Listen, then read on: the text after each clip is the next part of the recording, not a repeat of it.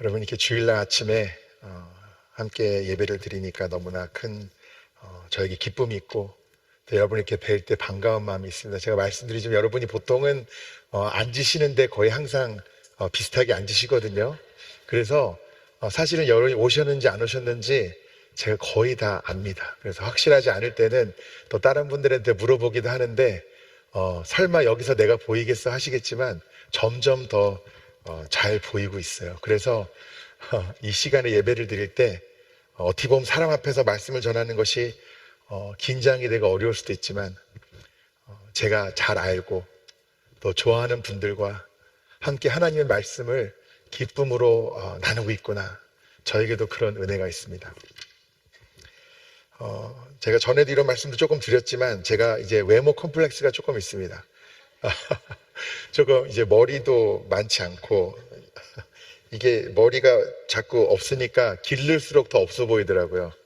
그런 고민도 있고 제가 덩치가 워낙 커다 보니까 물론 타고났습니다. 어깨가 이렇게 넓고 유전자가 그래요. 저희 외가 그 삼촌분들이 원래도 크셨는데 그러다 보니까 요즘에 대세는 목사님들도 인상이 부드러워야 되거든요. 뭔가 부드럽고 따뜻하고 제가 전에 부교육자로 섬길 때 저희 담임 목사님이 그러셨어요. 뭐 말씀도 너무 좋으시고 목회적으로 역량도 모든 부분에서 너무나 뛰어나지만 너무 인상이 좋으신 거예요. 말 톤도 부드럽고 그래서 더 많은 분들이 은혜를 받지 않았나 이런 생각이 듭니다. 이제 가부장적인 사회에서 아버지 상도 많이 바뀌었죠. 옛날 아버지들은 사랑은 하는데 사랑한다는 말을 안 하시고 말도 거의 없고 엄하고 과묵하고 뭔가 강한 이미지. 그런데 요즘 아버지들은 친구 같은 아버지여야 되잖아요. 그렇죠? 말이 통하고 엄마한테 혼나면 아빠한테 와서 상담할 정도로 편안한 그 아버지상이 많이 선호되다 보니까 이 목회자들도 사실은 저같이 좀 이렇게 뭔가 덩치가 크고 뭔가 이렇게 길거리에서 만나면 무서울 것 같은 그런 인상이 아니라 부드러운 인상이 대세구나 이걸 느낍니다. 그래서 그게 컴플렉스이면서도 또 한편으로 유행은 돌고 도는 거니까 언젠가는 또 제가 아직 사역을 하는 중에 또 이렇게 덩치도 있고 든든한 제가 첫 목회할 땐 그랬거든요. 제가 담임 전도사이니까 거기서는 초교파로 연합 예배도 많이 드렸어요. 그러면은 목사님 전사님 앞에 한 줄 쫙 서서 어느 교회 담임 목사님입니다, 담임 전사입니다 인사를 하면은 그다시 성도님들이 너무 좋아하셨어요. 왜냐하면 우리 전도사님이 덩치가 제일 크대요. 그래서 그게 자랑거리였어요. 그러나 요즘은 부드러운 것이 대세이다 보니까 내가 이렇게 타고나서 사람들이 만나면은 저는 몰랐지만 보자마자 목사님 같이 보이셨어요. 이런 말은 잘 못 들어보고 얘기하고 나서야 목사인 줄 아는데 그러나 이런 겉모습 또 나의 연약함 이런 것을 다 내려놓고 그 가운데서 주님이 더 드러나시면 좋겠다 이런 생각도 합니다. 우리가 목사들이 인상이 뭐 강하고 아니면 부드럽고 이런 얘기도 하지만 사실 우리가 목회자나 아니면 뭐 장로님, 집사님, 권사님, 성도님들은 둘째치고 우리가 예수님을 생각할 때는 이미지가 어때요? 예수님은 막 무섭고 우락부락하고 막 과격하고 막 큰 소리치고 막 혼내시고 이런 분입니까? 아니면 사랑이 많으시고 용서하시고 품어주시고 어떠세요? 그렇죠? 근데 오늘 말씀을 보면은 예수님께서 성전에 들어가서 매매하는 자들을 내쫓으시며 돈 바꾸는 자들의 상과 비둘기 파는 의자를 둘러 엎었다 이렇게 나옵니다. 많은 다른 나라와 문화와 전통이 있지만 어디서는 상을 엎는 거는 우리나라도 그렇잖아요. 예, 밥상 받았는데 엎어버리면 뭐예요? 굉장히 과격한 행동이죠. 굉장히 화가 났다는 이야기이고 본인이 뭔가 불만족스럽거나 기분이 나쁜 것을 아주 극적으로 표현하는 게 엎어버리는 거잖아요. 그러니까 예수님께서는 우리가 평상시에 생각할 때 하나하나 다 따져보지 않더라도 우리가 갖고 있는 이미지는 사랑, 용서, 따뜻한 분, 나를 있는 모습 그대로 품어주시는 분, 내가 아직 주님을 알지도 못하고 내 죄를 깨닫지도 못할 때도 여전히 나를 사랑하셔서 그래, 조금 더 시간이 걸리더라도 내가 기다리겠다. 나의 사랑하는 아들아, 나의 사랑하는 딸아, 내 품으로 와라. 꼭 이렇게 기다려주셨던 그 예수님으로 우리는 생각을 하고 있는데 오늘 보니까 엎어버리시는 분. 왜 그랬을까? 이런 경우가 성경에 흔치는 않은데 왜 이렇게 과격하게 예수님께서 반응을 하셨을까? 라고 제가 제일 먼저 의문이 들었습니다. 사실 이 본문으로 물론 복음서 여러 군데 이 성전 전의 이야기 나오지만 제가 어린아이들이나 젊은이들과 성경 공부를 할 때도 이 질문이 꽤 자주 나옵니다. 내가 아는 예수님은 이런 분이 아닌데 왜 이렇게 폭력적이지? 왜 이렇게 과격하지? 여러분 어떻게 생각하세요? 오늘 말씀에서 예수님의 이런 반응, 좋게 말씀으로 타일릴 수도 있지 않았을까? 이런 생각은 안 드십니까? 여러분, 제가 생긴 거는 그렇지만 저도 막 그렇게 과격하고 폭력적인 사람은 아닙니다. 예, 미리 말씀을 드릴게요. 근데 또 어떤 분들이 혹시 운동했냐고 자꾸 물어보셔가지고 제가 대답하긴 하는데 제가 운동한 게 몇 가지 있습니다. 합기도, 권투, 검도 이런 거 했습니다.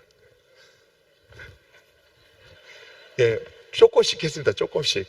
예, 이미지에 도움이 안 되죠. 예, 목회에도 도움이 전혀 안 되는 운동들입니다. 사회생활에도 도움이 안 돼요. 테니스라도 배웠으면 누구랑 치면서 친해질 텐데 같이 권투하면서 친해질 수 없고 그렇죠. 근데 예수님께서는 확실한 거는 원래 그런 분이 아니세요. 그렇죠? 그럼 여러분이 잘 아는 분 중에도 우리 장로님은 웬만해서는 언성을 높이시는 분이 아닌데 언성을 높이셨어요? 우리 집사님은 웬만해서는 인상을 찡그리는 분도 아닌데 인상을 찡그리셨어요. 내가 잘 아는 분이고 내가 사랑하는 분이고 내가 신뢰하는 분이고 오랫동안 알아왔던 분이 전혀 평상시와 다른 반응을 보인다면 상식적으로 우리가 어떻게 생각해야 됩니까? 이분이 변했다 이렇게 생각할 수도 있지만 왜 그랬지? 그럴 만한 이유가 있지 않았을까? 이렇게 또 생각해 보는 것도 맞지 않을까요? 제가 목사인데 평상시에는 제가 뭘 하든 적극적으로 서포트 해주시고 지원해 주셨던 분이 갑자기 목사님 반대합니다. 그러면 안 됩니다. 라고 저한테 그러면 우리 집사님 이제 마음이 변심하셨네. 옛날같이 나를 도와주고 하지 않은 마음이 없고 이제 나를 싫어하시는구나. 이제 집사님이랑 다시는 아무것도 하지 말아야겠다 라고 제가 생각을 하는 게 맞을까요? 아니면은 이분이 이런 분이 아닌데 혹시 내가 지금 하려는 일이 뭔가 내가 생각하지 않았던 내가 미처 생각하지 못했던 부분이 있나? 아니면 이분의 지금 어떤 가정이나 신상에 정말 무슨 힘든 일이 있어서 내가 알지 못하는 무슨 일 때문에 그러시는 건가? 라고 제가 고민해 보는 게 맞지 않겠습니까? 그러면 오늘 말씀에서는 우리가 예수님은 무슨 신상의 이유로 마음이 오락가락 하시고 너무 스트레스를 많이 받아가지고 엉뚱한 대로 표출하고 그런 분은 당연히 아니고, 그렇다면 오늘 말씀에서 예수님이 왜 이렇게 평상시와는 다르게 이렇게 과격하게 반응을 하셨을까? 무엇이 그토록 중요했기에 예수님은 그렇게 하셨을까? 라고 우리가 생각하는 게 맞겠죠. 이 성전은 하나님을 예배하는 곳입니다. 맞습니까? 이 당시에도 제사를 드리던 곳이고 율법이 낭독되어지던 곳이고, 그렇죠? 하나님의 말씀과 예배와 기도로 거룩하게 서 있던 곳이었습니다. 근데 말씀을 보면은 여기서 항상 동물들이 있고 어린이 설교 때부터도 보이잖아요. 뭐 환전이 있고 동물들이 있고 왜 이렇게 시끌벅글 매매한 곳이 되었을까? 여러분 그런 생각 해보지 않으셨어요? 원래 이스라엘이 성전은 한 군데 있습니다. 근데 남왕국, 북왕국으로 갈라지면서 그때부터도 문제가 성전이 멀리 있으니까 성전이 멀리 있는 분들은 어떻게 해야 돼요?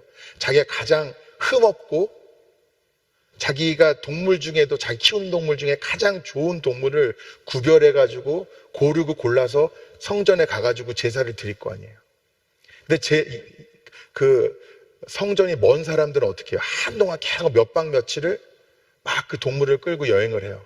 여행을 하면 자기도 이제 아주 그냥 그 자기 옷차림도 뭐 먼지투성이고 자기도 지치지만 잘 흠없던 그 동물도 어때요? 상태가 안 좋아지잖아요. 그러니까 자기가 고를 때는 자기 가진 것 중에 가장 좋은 것으로 하나님께 드리려고 했는데 이제는 누가 봐도 너무 볼품없는 모습이 된 거예요. 막 데리고 다니다 막 상처도 나고 더러워지고 잘 못 먹으니까 몸집도 줄어들고. 그러니까 이걸 하나님께 드리기가 뭐하니까 어떻게 되냐면 성전 근처에 다가와서 팔았어요. 사실은 헐값에 파는 거죠. 상태가 안 좋으니까. 그리고 자기는 좋은 거를 드려야 되니까 어떻게 해요? 또 괜찮은 거나 사서 그거를 하나님께 제사를 올려드렸습니다. 자, 이런 일이 반복되니까 사람들이 이제 그 힘들게 끌고 와 봤자 어떻게 돼요? 어차피 다시 헐값에 팔고 돈 주고 비싼 돈 주고 사야 되니까 점점 뭐만 들고 다녀요?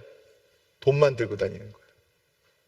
또 성전 근처에 사는 사람도 처음에는 자기가 그걸 굳이 그걸로 돈 벌 생각까지는 없었는데 해보니까 어때요? 세상 말로 짭짤합니다. 그러니까 이제 성전 어쨌건 돈만 들고 오는 사람들은 안 사면은 제사를 드릴 수 있습니까? 없습니까? 못 드리잖아요. 그러니까 얼마를 주고라도 또 동물을 사야 되고 또 여러 군데에서 오니까 또 돈도 환전을 하게 되고 이러면서 점점 이곳에 모여서 사람들이 모인 목적은 뭐예요? 하나님께 제사를 드리고 말씀과 기도로 거룩한 곳이 성전인데 그 본질이 변질되고 목적과 수단이 뒤바뀌고 이제는 예배하는 곳이 아니라 지극히 그저 사람들의 욕망과 욕심을 채운 곳으로 바뀐 겁니다. 그러니까 예수님이 보시기에 이거는 좋게 타일릴 게 아니라 한시가 급한 거예요. 빨리 이 거룩하지 않다 못해 더럽고 어둡고 인간의 욕심과 추악함으로 가득한 이 매매 장소가 되어버린 성전을 빨리 정화를 해야 되는 거예요. 그러니까 타이른 게 아니라 이 사람들을 미워해서가 아니라 이 죄에 대해서 분노하신 예수님께서 상을 다 엎어버릴 정도로 그냥 말로 타이른 일단은 다 내쫓아버렸어요. 이 말씀을 우리가 함께 나누면서 여러분이 먼저 깊이 묵상하고 고민해야 하시는 것은 주님의 성전에 오늘날 우리가 사는 이 시간에도 혹시 예수님이 이렇게 반응하실 만한 거룩하지 못하고 우리의 욕망으로 가득한 추하고 더러운 것들이 있지는 않은가 우리가 살펴봐야 됩니다. 대충 살펴보면 안 되고요. 꼼꼼하게 살펴봐야 됩니다. 오늘날의 성전은 어디예요? 교회가 성전이죠. 우리 아틀란타 한인교회. 우리 교회 가운데도 모든 영역에서 하나님이 기뻐하지 않을 모습이 있지 않은가 늘 깨어서 살펴봐야 돼요. 그러나 이 건물만이 성전이 아니라 또 무엇이 성전입니까? 여러분이 성전이죠. 여러분 그렇게 고백하십니까? 내가 주님의 거룩한 성전입니다. 그러면 이제 여러분도 점검을 하셔야 되는 거예요. 지금 나의 삶의 모든 영역에서 나의 가치관, 나의 삶의 목표, 나의 우선순위, 내가 하루를 보내는 그 시간의 모든 순간순간에서 예수님이 보면은 엎어버리시고 쫓아내기를 바라실 만큼 주님이 싫어하시는 것들이 혹시 없는가? 여러분 한 분뿐만 아니라 여러분의 가정도 뭐예요? 그리스도의 몸이고 여러분의 가정도 거룩한 예배의 초소이고 성전이지요. 여러분의 가정 가운데도 여러분의 자녀들 가운데도 손주들 가운데도 그들의 삶에서 주님의 거룩한 성전으로 세워지고 있는지 아니면은 자기들도 모르게 변질되어 가고 있는지 우리가 점검할 수 있어야 돼요. 이게 죄가 정말 무서운 게 뭐냐면 제 생각에는 처음부터 이러진 않았을 것 같아요. 처음부터는 아까 제가 정말 단순하게 설명을 했지만 처음에는 좋은 의도로 그래 이 사람 먼 길 왔는데 이렇게 형편없는 동물로 제사 드리면 안 되니까 내가 도와주는 셈 치고 이거 사주고 이거 팔아주자 이랬을 수 있잖아요. 처음에는 그래 내가 편하려고 그러는 게 아니라 그래도 좋은 것을 하나님께 드려야 되니까 동물을 먼 길 끌고 와서 어차피 그냥 쓸데없이 고생하는 것보다 차라리 돈을 가져와서 정성스럽게 비싼 돈 주고 좋은 동물 사서 하나님께 드리자. 좋은 의도로 시작했을 수도 있어요. 성전에서도 대제사장들도 서기관들도 그래 어차피 하나님의 일 하면서 돈 좀 뭐 벌 수도 있지. 내가 사람들을 도와주는 거야.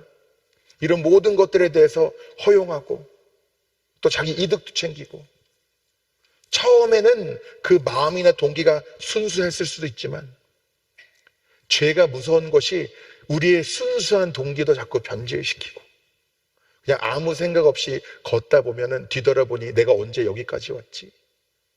내가 어쩌다 이 모양 이 꼴이 됐지? 내가 언제 이렇게 죄 가운데 살게 됐지? 언제 이렇게 하나님으로부터 멀어졌지? 그것이 죄의 속성인 겁니다. 그렇기 때문에 어찌 보면 우리가 사람을 미워해서는 안 되지만 죄에 있어서만큼은 오늘 예수님의 모습처럼 단호할 필요도 있다는 것을 저는 깨닫게 됩니다. 우리가 예수님처럼 사람들을 바라볼 때는 사랑하고 용서하고 있는 모습 그대로 품고 인내해야 하기도 하지만 분명히 죄인 것에 대해서는 정말 단호할 필요가 있는 거예요. 그리고 죄는 죄라고 우리가 단대하게 말할 수도 있어야 되는 겁니다. 그런데 오늘 말씀을 보면은 사실 성전을 정화한다는 말의 의미가 뭔지를 우리가 잘 생각해 봐야 되는데 확실한 거는 예수님께서는 보시자마자 안 좋은 거 어떻게 했습니까? 다 내쫓았어요. 성전 안에 다 내쫓았어요. 근데 내쫓은 것으로 끝나는 게 아니라 주님 17절에 이렇게 말씀하십니다. 이에 가르쳐 이르시되 기록된 바 내 집은 만민이 기도하는 집이라 칭함을 받으리라. 칭함을 받으리라. 일컬음을 받으리라. 조금 단순한 내용이면서도 긴데 내 집은 만민이 기도하는 집이라 칭함을 받으리라. 자, 왜 이렇게 말씀하셨을까요? 여러분 속으로 그렇게 생각하시죠? 우리 목사님 또 기도 얘기하시네. 또 기도하자고 하시나 보다. 왜 성전을 정화하고 기도하는 집이라고 일컬음을 받아야 된다고 말씀하셨을까? 그것은 거룩하지 못한 것, 죄된 것, 음란한 것, 우리의 욕심과 추악함으로 가득한 것을 성전에서 비우는 것도 중요한데 그거보다 더 중요한 것은 무엇이냐? 그 자리를 무엇으로 채우느냐? 그게 훨씬 더 중요하기 때문입니다. 우리가 살아가면서 굳이 신앙의 관점에서 보지 않아도 안 좋은 습관은 어때요? 버려야 되잖아요. 안 좋은 습관. 몸에 나쁜 거는 어떻게 해요? 먹지 말아야 되죠. 몸에 나쁜 것만 안 먹으면 됩니까? 반대로 뭐 해야 돼? 몸에 좋은 것도 먹어야죠. 어떤 공간이 비워지면 그 공간은 반드시 무엇인가로 채워지기 마련입니다. 저희 교회 사무실도 어제 청소했어요. 정리했습니다. 많은 것 치우고 공간이 새로 만들어진 것으로 제가 아는데 제가 또 압니다. 많이 해봐가지고 금방 또 뭐로 채워질 거예요. 금방 또 뭐가 쌓여요. 주님께서는 성전에서 거룩하지 않은 것을 치우라고도 오늘 말씀하시는 것이지만 그것을 동시에 뭐로 채우라고 하시는 거예요? 뭐로 채우라고 하시는 거예요? 기도. 만민이 기도하는 집이라 칭함을 받으리라. 내 집은 만민이 기도하는 집이라 칭함을 받으리라. 그냥 기도로 채우라 이렇게 말씀 안 하시고 내 집은 만민이 기도하는 집이라 칭함을 받으리라 이렇게 말씀하셨습니다. 만민이 기도하는 집이에요.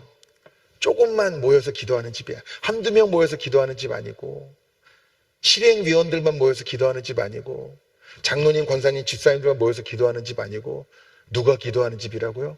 만민이 기도하는 집. 또 뭐라고 했어요? 칭함을 받으리라. 칭함을 받으리라는 거는 내 스스로 만족할 정도의 수준이 아니라 누가 봤을 때 인정받는 거예요? 남들이 봤을 때. 여러분, 우리 아틀란타 한인교회 괜찮은 교회죠?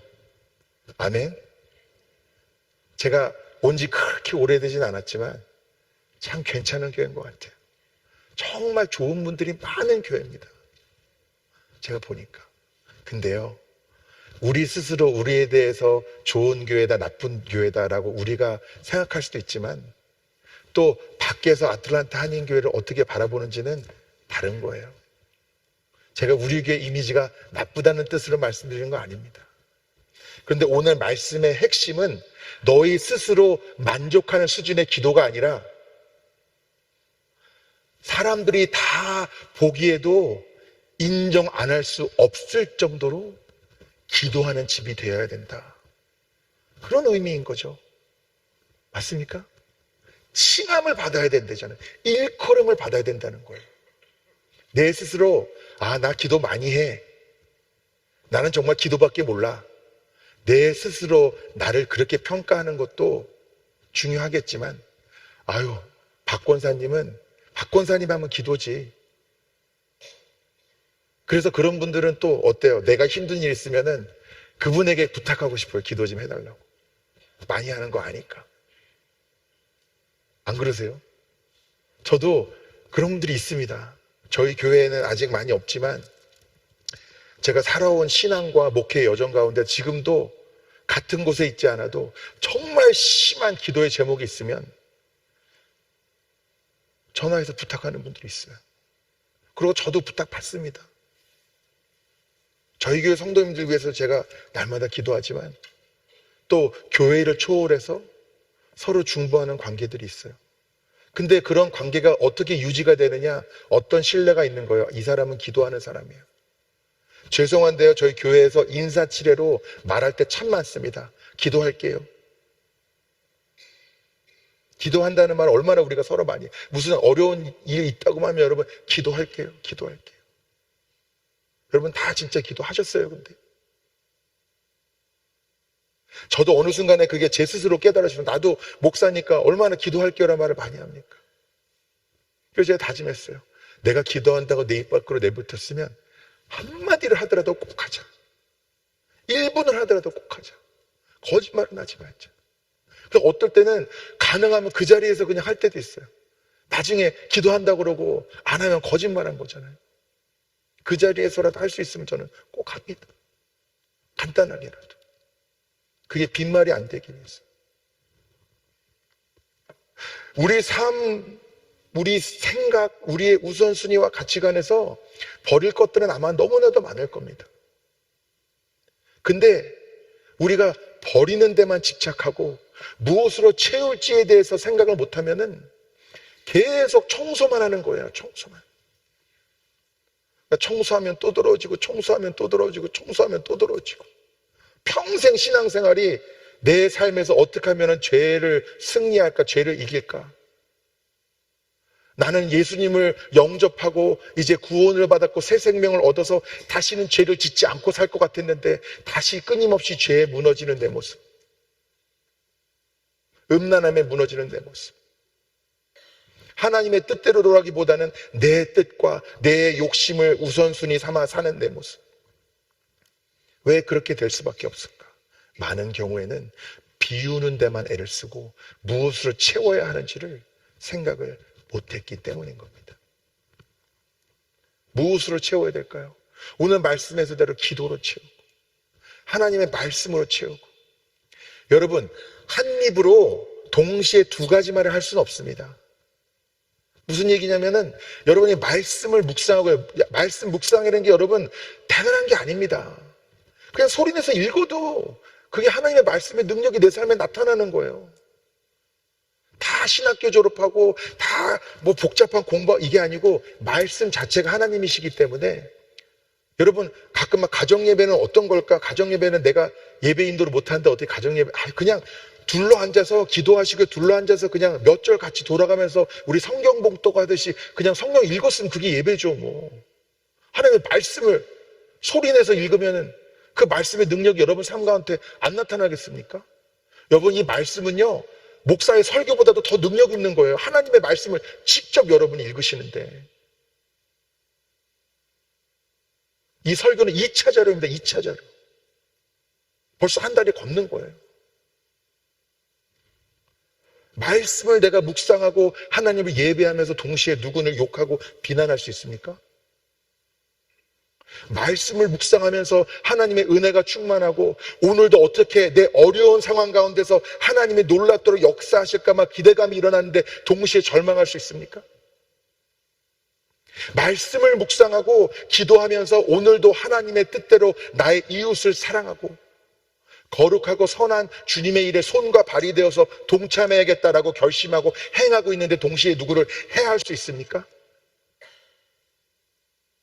나의 삶이 하나님으로, 하나님의 말씀으로, 성령으로, 기도로 채워지면 채워지는 만큼 내 평생 나를 괴롭히고 나를 무너뜨리고 내 스스로에 대해서 절망하게 하게끔 한 그 죄가 더 이상 틈탈 구멍이, 자리가, 균열이 없는 거예요. 그러니까 비우는 것도 중요하지만 그 빈자리를 무엇으로 채우는 자가 어떻게 보면은 훨씬 더 중요하다는 겁니다. 여러분도 자녀들 키우시고, 저보다 사실 경험이 많으신 분들이 여기 계신데 저도 자녀를 키우는 게 항상 어렵습니다. 어쩔 때는 목회보다 더 어려운 것 같아요. 마음대로 안 되잖아요. 마음대로 안 됩니다. 요즘 많은 분들이 저희 아이들과 같이 뭐 고등학교, 중학교, 초등학교, 뭐 요즘 대학생들도 그렇고 많은 문제가 이 스마트폰 중독이잖아요. 스마트폰을 뗄 수가 없어요.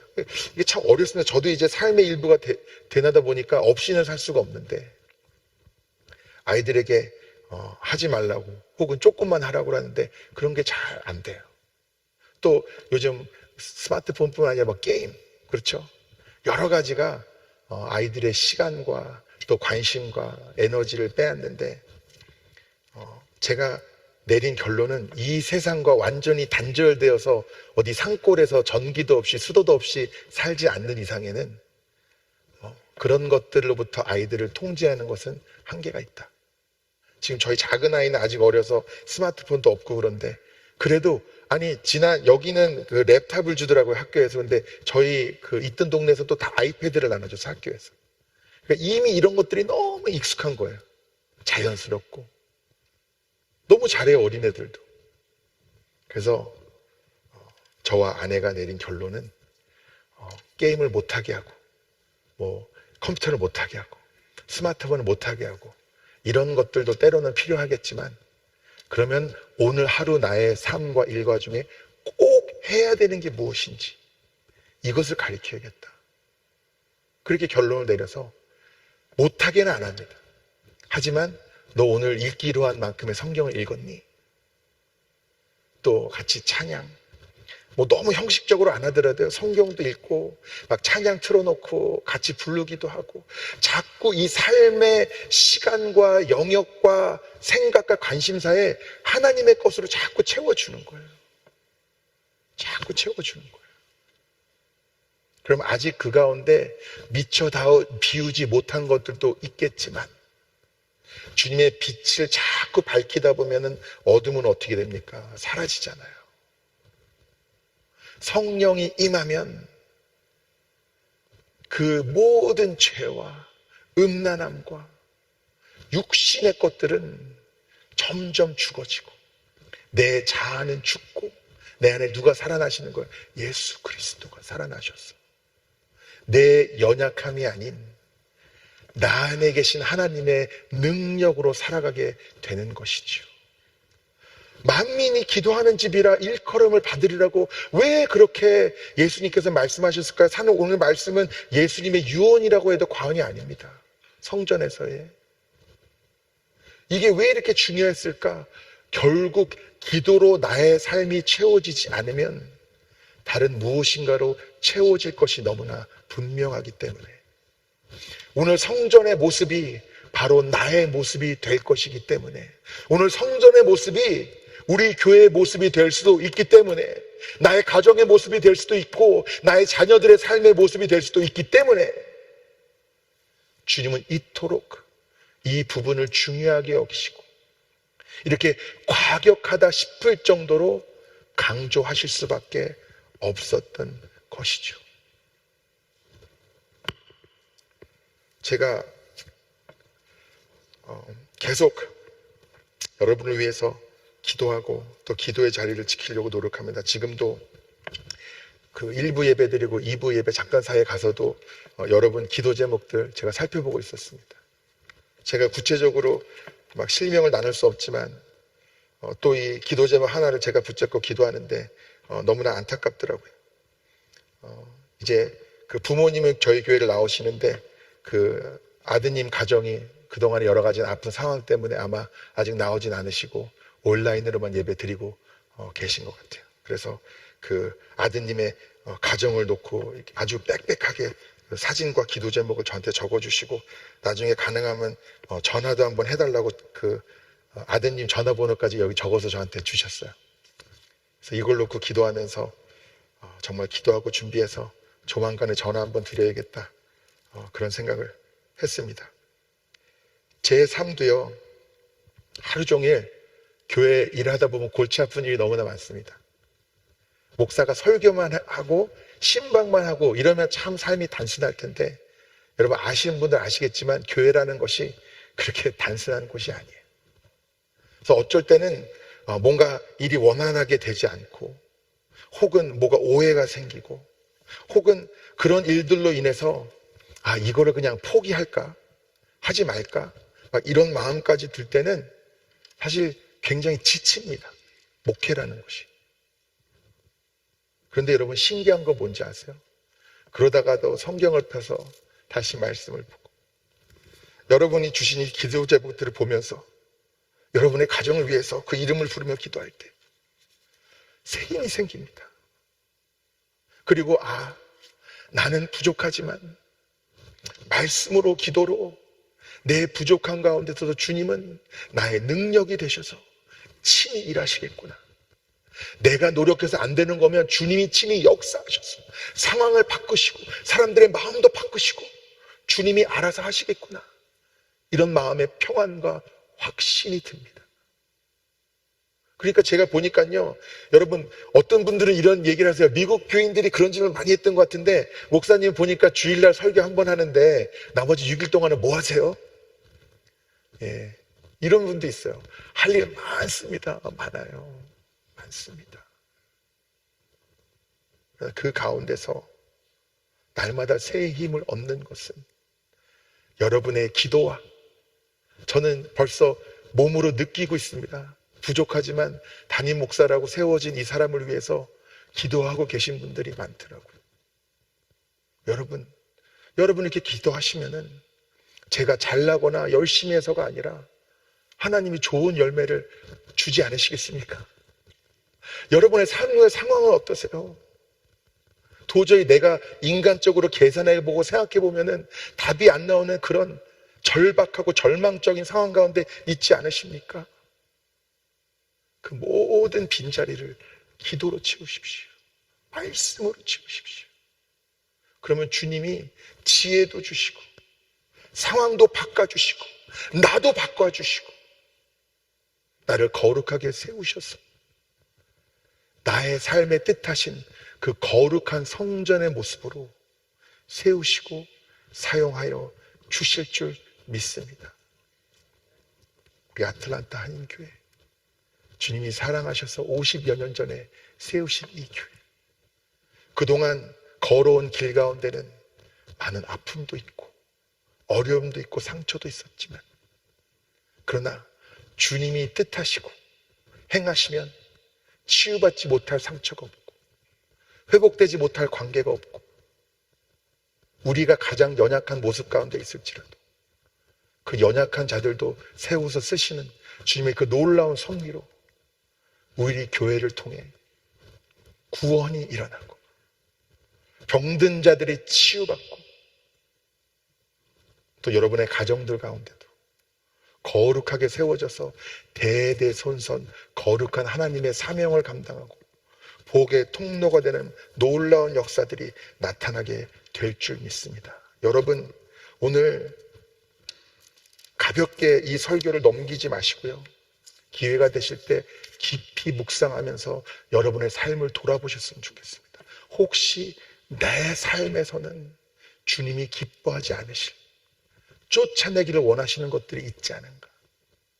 그리고 그것보다 더 중요한 것은, 주님, 이 모든 나의 삶의 영역을 기도로 채우고 말씀으로 채우고 주님의 임재로, 주님의 영으로 채워질 수 있도록 날마다 깨어서 노력하는 여러분이 되시기를 축복합니다. 저는 이 말씀을 하나님이 정말 평생 저에게 주신 말씀으로 누리기도 하고, 또 여러분에게 주신 말씀이라고 그렇게 나누고 싶습니다. 내 집은 만민이 기도하는 집이라 칭함을 받으리라. 우리는 자꾸 모여서 기도해야 돼요. 함께 기도하고, 우리 성도님들만 기도하는 게 아니라 만민이 모여서 기도하는 집으로 이 교회를 거룩하게, 우리 교회를 세워나가야 합니다. 여러분, 그렇게 믿으십니까? 그리고 우리 기도를 하는데 그냥 나 기도 좀 했다 스스로 만족할 정도가 아니라, 다른 사람들이 볼 때 이 사람은 기도의 사람이야, 이 교회는 기도하는 교회야, 기도하고 싶으면 아틀란타 한인교회로 가, 거기는 모이면 기도한대 라고 그렇게 말할 정도로 모여서 기도하는 교회로 우리가 세워지고 회복되고 부흥해야 될 줄 믿습니다. 오늘 이 말씀이 저와 여러분에게 주신 하나님의 말씀이라고 여러분 아멘으로 받아들이신다면 순간의 감동으로 끝나는 것이 아니라 여러분의 삶의 놀라운 변화와 열매로 나타나시게 되기를 간절히 축복합니다.